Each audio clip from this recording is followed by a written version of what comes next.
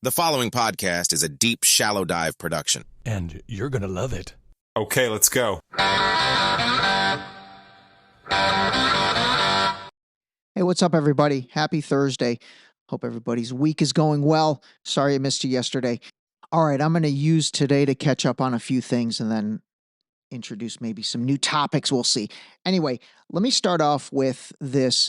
I got a text from a very good friend of mine yesterday, and it was about his good friend. And I did want to read this because, this is important, and it's important that, basically you hear this stuff and, like everything, take in the information and then decide for yourself, what you want to do, what's the best choice for yourself, for your family, all that. I'm never trying to influence you on anything, but I did think this was worth, reading over the air, and I asked him if it would be okay. I'm not going to mention his name, but he and I had a long talk about vaccines last week, and then he wrote this to me yesterday. He said, "Our talk about vaccines last week, I wanted to share this with you. My friend just found out that he has an autoimmune disease as a result of getting COVID boosters. His doctor kept recommending them. He's gotten 4 so far. There's a chance he might have to go on dialysis as a result for the rest of his life. He's 45. Anyway, thought you'd be interested. I can't believe we are still asking people to get these." And so I wrote him, "Oh my gosh, that's awful." He said, "Terrible. Please tell your friends, do not get the boosters." So then I asked him, I said, "Are his kidneys damaged?" Because obviously with dialysis, it's in relation to the kidneys. He said, "Yes, it's an autoimmune response to the vaccine, and it looks like it's possibly irreversible and will be forever." Here's the last part, because we kind of had a little bit of back and forth. I won't read all that. He said, yeah, his wife asked him why he got all the boosters, and he said, well, my doctor suggested it, and he told me the same thing. Anyway, I wanted to share that because I think it's worth sharing, and, I think that people are still, getting more and more boosters, and if any of you are, I would just caution you to, do your research and decide and understand what the point of those are versus, the answer of, because my doctor told me so. I just really caution doing anything. I mean, doing anything because anybody told you so. Obviously you can take those points into consideration, but, spend some time and do your own research. I feel terrible for this guy, 45 years old. If he has to go on dialysis for the rest of his life, I mean, that's life altering in a huge way. His quality of life is going to be cut in way more than cut in half, because if you understand the process of dialysis, it's a beast. It's a beast of a process. And the thought of spending the next 20, 30, 40, 50 years having to do that on a weekly basis, I mean, that will completely uproot and change your life forever. So anyway, wanted to share that. Again, take it as you will and do with it as you will, but think through the decisions when it comes to your health, because it's your health, not anyone else's. And decisions that are made, you're the one that has to live with those ramifications. All right, staying on the vaccine theme for a minute. So I want to play this clip from President-elect Trump that he gave as part of his first press conference the other day. There's a lot of chatter now about obviously RFK Jr. being in the mix with him, and then his stance on vaccine and all that. And, I don't know if I've said this before. I think I have, but, RFK Jr., the dude is not anti-vax. He's just not. He's anti-forcing you to do something. You know what I mean? And again, I do respect that. I do respect that. So if he comes into the Trump administration and, starts to ask questions. Why do we go from, having 3 vaccines to 70 vaccines for newborn kids? There's nothing wrong with asking these questions and making the industry, justify and give us the reasoning for it. So give this a listen. I ask, just clearly, do you believe there's a connection between vaccines and autism? It was a little hard to hear, but the reporter asked, do you believe there's a connection between vaccines and autism? Well, I don't. Look, right now, you have some very brilliant people looking at it. I had dinner the other night with the head of Pfizer, the head of Eli Lilly, and RFK, as you know, and Oz. And we had, and other people within the administration that are involved in the medical. And we're looking to find out, if you look at autism, so 30 years ago we had, I've heard numbers of like 1 in 200,000, 1 in 100,000. And now I'm hearing numbers of 1 in 100. I swear I've done so many of these podcasts and played you guys so many clips. I forget what I've told you and what I have not told you. But anyway, the other day, I also played that clip from that content creator, James Lee, who I'm going to be bringing on here soon. But he talked about this. He talked about this exact autism, conversation. And it's 1 in 36. So how do you go from 1 in 100,000 or even 1 in 1,000 to 1 in 36? And by the way, that there's been a direct correlation to the amount of shots that have increased over the years. I mean, they're directly correlated. So something's wrong. There's something wrong. And we're going to find out about it. All right, again, whether you love Trump or hate Trump, who cares? There is something wrong. And I'm really hoping this administration just digs into all this stuff, just dig into it and figure out what's going on. I don't know, man. I don't know. I mean, it seems like they are well-intentioned right now, but, let's see how that plays out. And then the last thing on this, seriously, we should all want this. We should all be on the same team with this. Like, this is insane to argue this topic because you hate Trump. Like, who cares? If this ends up being a situation where we come to the realization that what is taking place with our children is actually harming them, oh my God, that's what we all should want. So anyway, all right, there's that. All right, next topic. There is some stuff that's come out from that accuser, that 13-year-old girl that basically added Jay-Z to the mix with her charges against Diddy. And it looks like that gal, who's obviously no longer 13, but looks like her story's changing a little. And so I did want to report that because I think that's fair to Jay-Z to report that, it looks like potentially that's going to be dropped against him. So, we've gotta be fair and make sure we kind of report back on that. But I will tell you a couple clips that, man, I keep seeing over and over again involving Diddy and basically all the people that he was involved in, really in the mid 2000s, basically starting with 2008 when Obama was running. And if you remember, it was the whole rock the vote, vote or die. And Diddy really was one of the main celebrities and most influential celebrities that was getting people basically rallied behind, Obama in 2008 and then again in 2012 and then Hillary in 2016. So give this clip a listen from 2008. And I'm actually playing this more to set up the next clip, which I found. Yeah, there you go. Y'all. Thank you. And I just want to say how much I appreciate Puff Daddy for doing the kinds of work that he's doing, because he doesn't have to do this.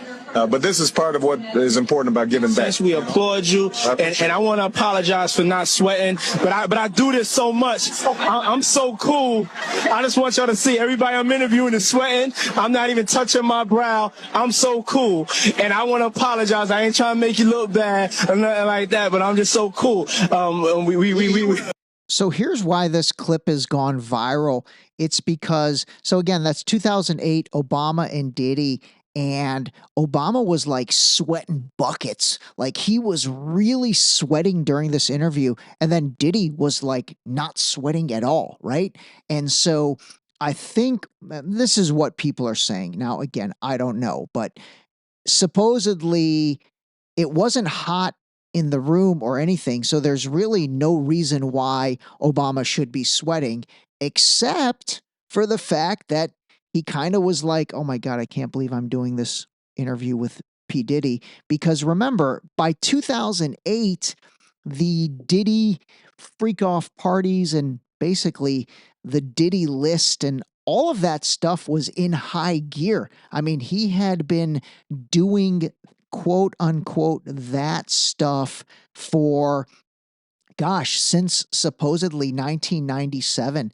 And so listen to this clip from a content creator that, you know, I think makes a lot of sense. And this is what they're saying was the reason why Obama was sweating so much in that interview, whereas Diddy was not sweating in that interview at all. I'm talking like literally sweating, like perspiration. So give this a listen, and this is something this guy's talking about, you know, after Obama, you know, won the election. And so really this is, if you think about it, this is after leveraging Diddy to do the rock the vote. And I'm not saying Obama leveraged Diddy. I'm saying Diddy was leveraged to get people to do rock the vote, vote or die, you know, all that stuff. All right, so I'm genuinely asking a question here. If Diddy was doing these parties in like as long as the early 2000s, then for sure it was known by Obama and the Secret Service what Diddy was about. I mean, there's no way. He's the president. I mean, it seems like everybody kind of knew. Yet Diddy was at the inauguration with Jay-Z and Beyonce. So, okay. So people that knew, like how did that work? That the people around Obama at his inauguration said, yeah, you know what? That's cool. This dude can come. Sure. And who did that? How did that work? All right. So the other reason I think this stuff is like starting to fly around the internet is supposedly Elon Musk said, actually not supposedly that he said, because he did say this, but supposedly on January 21st, the day after Trump's inauguration, he is going to, or they are going to release the Epstein and Diddy list. I mean, that's what is being said. And I haven't seen the quote directly on Elon's Twitter, but then a lot of people are saying it was there. So, dude, if they release the actual list, actually, this will be a good test. If they actually release those two lists on January 20th or 21st, first of all, that's a test. And then secondly, it'll be a test to see who's on it. You know, if it's a bunch of, you know, D-list celebrities and nobody of any consequence, honestly, then you know that's really probably not the correct list, and there's some fall guys on that. And so they wanted to, I guess, give the American people something, but they're still covering it up and they're not giving it everybody. Now, if it's like big names, then you know this is legit. Oh my God, sorry. I got to go backwards here. I should have played this earlier. It's the final thing in vaccines discussion on today's episode. But this clip is also, for some reason, getting like a third life on the internet. And you may have seen it. Once I start playing it, you might recognize it. But this was New York Mayor at the time, Bill de Blasio. and the dude was literally eating French fries. I think McDonald's French fries on air as he was basically telling everyone to get vaccinated.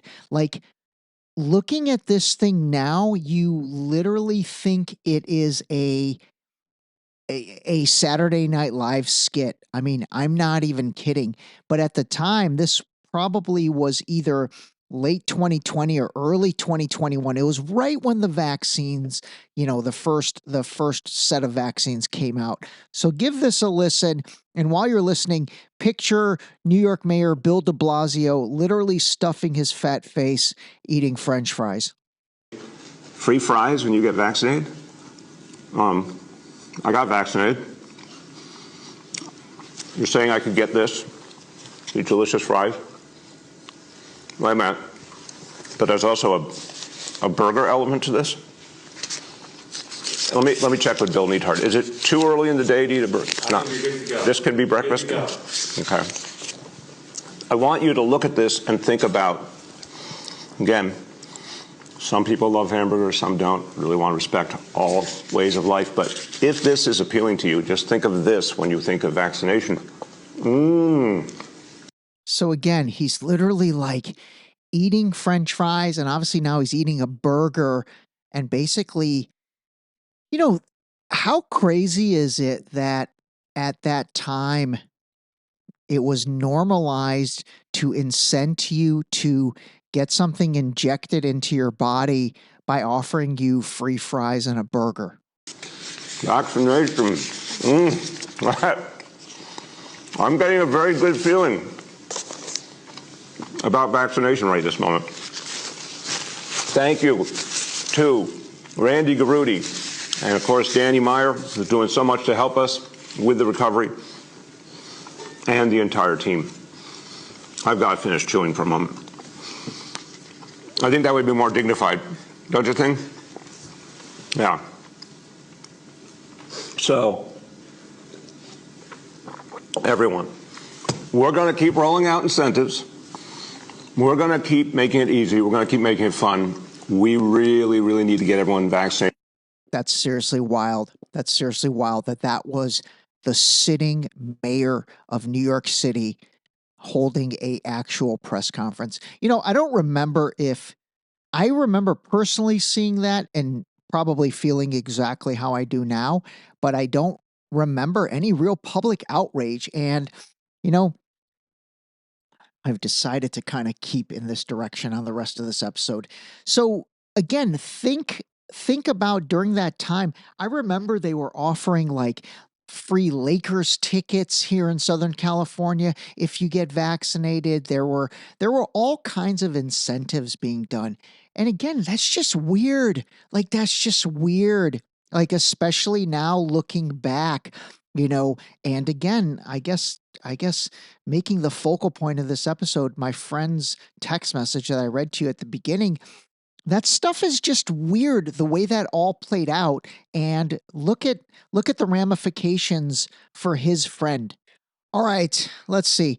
I've been wanting to, not that anyone cares what TV shows I like, but I did want to share a couple because I have shared a few before that people then watched and enjoyed. So Apple TV Plus, if you have Apple TV Plus, it is Apple's like version of Netflix, basically. There are some really good shows on there. And the number one show, which it's literally worth $10 for 1 month to basically binge this show, is called Shrinking. It is so good. Seriously, it is so good. Jason Segel and then Harrison Ford is in it. And it's basically about this group of psychiatrists shrink, get it?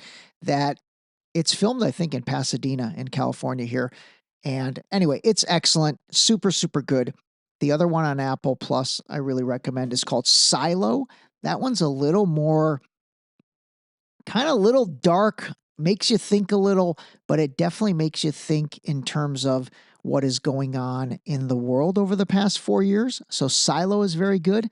And then if you do decide to spend $10 on Apple Plus and you're going to binge for a month, The third one is called Bad Sisters. That's actually really good. That's a really good show. It's about these four, I forget if they're 4 or 5 sisters based in either Ireland or the UK, and they are up to some things. But those are 3 really good shows on Apple Plus. And then 2 good shows on Netflix that I just watched. One is called Black Doves, and it's with Keira Knightley. That one's really good. And then the other one, which I am in the process of watching, is called The Madness. The Madness. That one looks like it's new. That one's really good too. So Black Doves and The Madness on Netflix. All right, there's a couple TV show recommendations for the binge watchers out there. All right, really quick, I want to switch gears and talk AI for a minute. And again, just really reinforce to you guys, man, things are moving a mile a minute with this. It is ridiculously insane at the developments on a daily basis that are happening with a variety of companies in the artificial intelligence space. And I just want to reiterate, if you have not tried anything in relation to AI, I highly recommend you do, or honestly, you're going to be playing catch up. Like, this stuff is really, really taking and having a foothold on so many things. Again, I'm going to dedicate an entire episode, maybe next week, to talking about the different tools that I've discovered recently and that I've started using. But for now, just start. I'm telling you, trust me on this. Just start with some basics. Start with ChatGPT. Start with Claude from Anthropic. Start with Gemini, which is from Google. And then start with Perplexity, okay? Download those 4 apps onto your phone. Again, ChatGPT, Claude, Gemini, Perplexity. And you can do them in that order. And spend, a day, a few days, whatever. You can even go one by one, but just start to leverage these things and start to, ask them how to do certain things. It's pretty crazy how much I leverage this stuff, and it is highly efficient, and it is highly, beneficial to have them, for example, ChatGPT. ChatGPT is literally like my business partner now. And what I mean by that is I brainstorm with ChatGPT. I go back and forth and kick things around with ChatGPT. I ask it for its opinion on certain things with ChatGPT. I made a turkey over the weekend for a little party for my mom, and obviously got clear recipe on how to roast a 10-pound turkey in the oven using a oven bag from ChatGPT. But it's insane the benefits that this stuff can bring you. And again, more importantly, I'm just telling you, this is absolutely gonna get a foothold into so many things we do, that if you are completely unaware of what these things are and how to use them, you're going to feel a little bit left behind. You really are. And so again, for now, for this episode, ChatGPT, Claude, Gemini, Perplexity. Those are the 4 apps I'd highly recommend simply downloading and playing around with so you get comfortable with them. If you have any questions on them, definitely let me know. I'd be more than willing to help you out.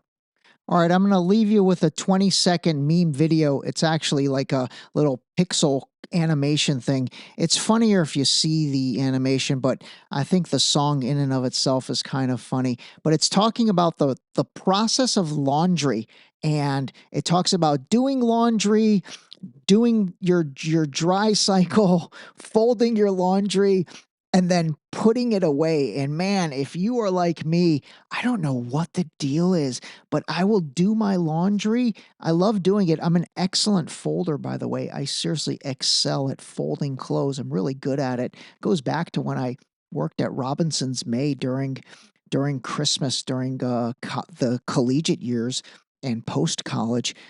I was an excellent folder working retail. I knew how to fold those shirts. But man, sometimes it takes me so long to take it out of my folding hamper basket and put it away. I am terrible at putting laundry away. So anyway, call a spade, give this a listen. Hopefully it'll give you a laugh, and tell me if you are the same. And if you have an issue with putting your laundry away right away after you fold it, or if you are like me and it sometimes takes 7 to 10 business days. Laundry, 10 minutes. Washing, 40 minutes. Drying, 60 minutes. Putting away, 7 to 10 business days. That was a great way to end it. This episode was brought to you by the new book, Deep Shallow Dive Into You, available now on Amazon and Barnes & Noble in hardcover and paperback. Don't forget to sign up for our new mailing list on our website at deepshallowdive.com.